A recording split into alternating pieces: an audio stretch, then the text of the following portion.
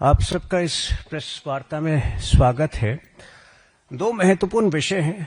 जैसा कि आपको पता है, एक बार फिर हमारे लीडर ऑफ ऑपोजिशन बीच सत्र में, पार्लियामेंट का सत्र चल रहा है, फिर से जो है अवकाश पर निकल रहे हैं। 15 तारीख से जो है वो पार्लियामेंट में नहीं दिखेंगे। वैसे भी कम दिखते हैं। वंदे मातरम के महत्वपूर्ण चर्चा पे भी नहीं थे। जब वक्फ अमेंडमेंट एक्ट पर चर्चा हो रही थी उस दिन भी वो नहीं थे। लेकिन ये पूरा जो एक आदत सी उनकी बन गई है कि हर महत्वपूर्ण समय पर, हर महत्वपूर्ण क्षण पर गायब होने की, इसमें कई सवाल उठते हैं। मैं रिकॉर्ड देख रहा था, पिछले 3 महीनों में 4 से 8 सितंबर के बीच वो भारत से बाहर थे। ये वो समय था जब वाइस प्रेसिडेंट के चुनाव, देश के वाइस प्रेसिडेंट के चुनाव जो है 9 सितंबर को होने वाले थे। सभी राजनीतिक पार्टियां विचार विमर्श कर रही थी, लेकिन राहुल गांधी देश में नहीं थे, गायब थे। संभवतः मलेशिया में थे। अब ऐसी क्या विवशता इनकी होती है कि हर महत्वपूर्ण मौके पर राहुल गांधी, जो लीडर ऑफ ऑपोजिशन है, जब तक ये लीडर ऑफ ऑपोजिशन नहीं थे तब तक तो ये करते ही थे, लेकिन लीडर ऑफ ऑपोजिशन जिसकी आवश्यकता विपक्षी पार्टियों को भी मेरे ख्याल से विचार विमर्श की आवश्यकता पड़ी होगी वाइस प्रेसिडेंट के चुनाव के पहले, ये ऐन मौके पर गायब हो जाते हैं। इसके बाद 27 सितंबर से लेकर लगभग 11 अक्टूबर तक बिहार चुनाव जो है, बिहार चुनाव की घोषणा होने वाली थी। अक्टूबर के पहले सप्ताह में घोषणा हुई। 27 सितंबर से लेकर और 2 अक्टूबर को दशहरा था। बिहार में, उत्तर प्रदेश में, पूरे हिंदी हार्टलैंड में कोई भी जो जन नेता होता है उसको जन संवाद का महत्व समझ में आता है। वो रामलीला में जाता है, वो रामलीला के कार्यक्रम में जाता है, वो दुर्गा पूजा के पंडाल में जाता है। इधर हमारे लीडर ऑफ ऑपोजिशन जो है 15,000 किलोमीटर दूर दक्षिण अमेरिका में पता नहीं कौन से रामलीला के कार्यक्रम में भाग ले रहे थे। क्या ऐसी विवशता थी कि जब इनके सहयोगी दल आरजेडी इनसे गुहार कर रहे थे कि सीट शेयरिंग की जो है समस्या आप सुलझाइए, सीट शेयरिंग पर बैठिए, तो फिर से जो है लीडर ऑफ ऑपोजिशन पूरी तरह से दुर्लभ थे, पूरी तरह से गायब थे।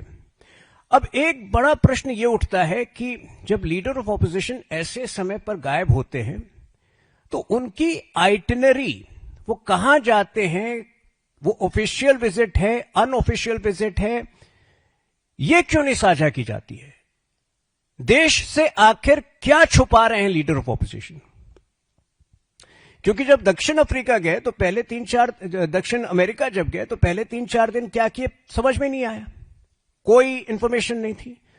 उसके बाद एक वीडियो आया जहां कि वो कोलंबिया में फिर से भारत की राजनीति, भारत के लोकतंत्र को जो है दुत्कार रहे हैं, कह रहे हैं कि भारत में लोकतंत्र नहीं है, पता नहीं कोलंबिया में लोकतंत्र कितना स्वस्थ है, ये तो वही बता सकते हैं।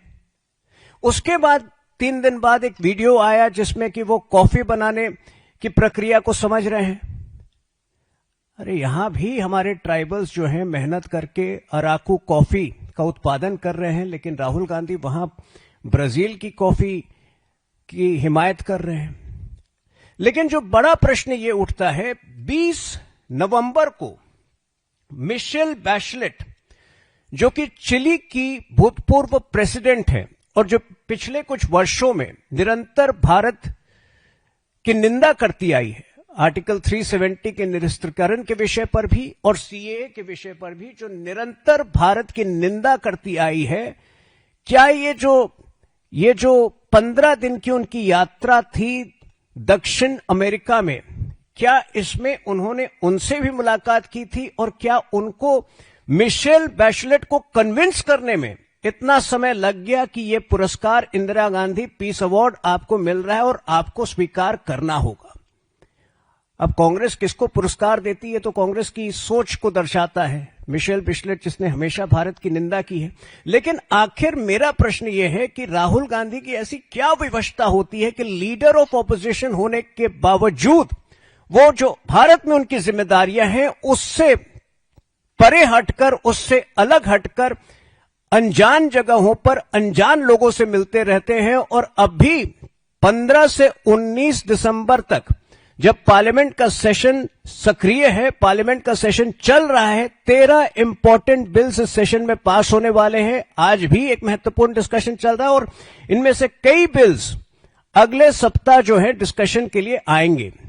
इसमें एटॉमिक एनर्जी बिल भी है, इसमें इंश्योरेंस बिल भी है, इसमें जन विश्वास बिल भी है। आखिर राहुल गांधी की ऐसी क्या विवशता होती है कि ये सबसे ज्यादा महत्वपूर्ण, उनको ये गुप्त यात्राएं ज्यादा महत्वपूर्ण लगती है। और गौरतलब है कि ये डॉक्टर मनमोहन सिंह की मृत्यु के भी तुरंत बाद जो है 4-5 दिन ये छुट्टियों पे निकल गए थे। तो मेरे ख्याल से लीडर ऑफ ऑपोजिशन को ये तय करना होगा कि भारत की राजनीति में उनकी रुचि है या नहीं, या अपनी रिटायरमेंट प्लानिंग में जुटे हैं। क्योंकि लीडर ऑफ ऑपोजिशन की जगह आज जो है एलओपी का जो फुल फॉर्म है, उनकी हरकतों को देखकर यही लगता है लीडर ऑफ पर्यटन, leader of partying, leader of propaganda,